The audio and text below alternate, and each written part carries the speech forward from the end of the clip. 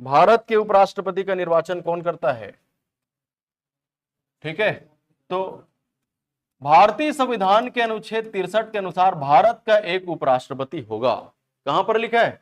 अनुच्छेद 63, भारत का एक उपराष्ट्रपति होगा। फिर 64 में क्या लिखा है?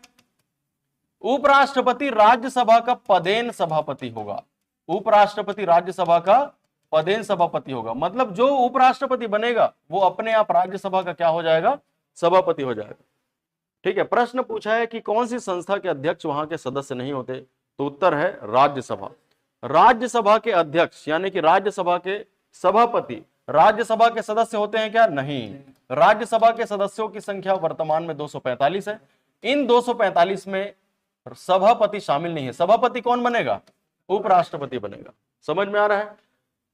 उपराष्ट्रपति के बारे में अनुच्छेद 65 में उल्लेख है कि राष्ट्रपति की मृत्यु, पद त्याग, पद से हटाए जाने या अन्य कारणों से उनका पद रिक्त होता है तो राष्ट्रपति का काम कौन करेगा? उपराष्ट्रपति, जिसे कार्यवाहक राष्ट्रपति के नाम से जाना जाता है। फिर 66 में लिखा है निर्वाचन मंडल, निर्वाचन प्रक्रिया और योग्यता। प्रश्न क्या पूछा है? निर्वाचित होते हैं किनके द्वारा? तो अनुच्छेद 66 में इसका उल्लेख है निर्वाचक मंडल में कौन कौन होंगे। तो उपराष्ट्रपति के निर्वाचन में लोकसभा के सभी सदस्य, दूसरा राज्यसभा के सभी सदस्य भाग लेते हैं। तो उत्तर क्या हो जाएगा? संसद के दोनों सदनों के सभी सदस्य। संसद के दोनों सदनों के सभी सदस्य। उत्तर क्या हो जाएगा? संसद के दोनों सदनों के सभी सदस्य। ठीक, पहला सदन लोकसभा, दूसरा सदन राज्यसभा।